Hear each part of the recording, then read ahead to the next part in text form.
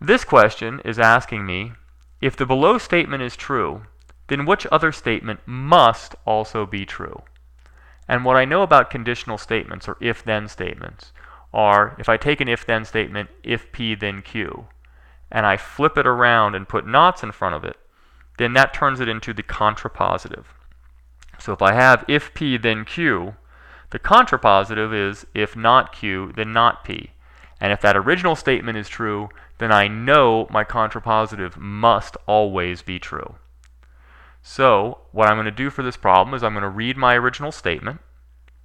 I'm going to identify which part is P and which part is Q.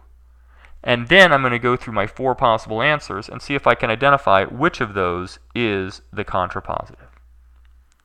So, if a polygon has 3 sides, if P, then it must be a triangle, then Q.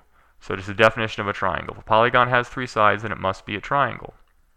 Let's go through and see if we can find the contrapositive. If a polygon is not a triangle, good. If not Q, that's the start I need, then it must have 3 sides. Well, that's just my P statement again. And I'm not looking for if not Q, then P. I'm looking for if not Q, then not P for my contrapositive. So I know that that one is not correct.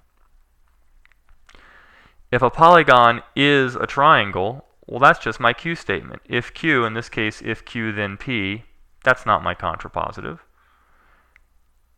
For D, if a polygon is a triangle, again, that's just if Q, then it must not have 3 sides. Well, that's then not P. That's closer, but again, that is not my contrapositive, so that one is not correct either.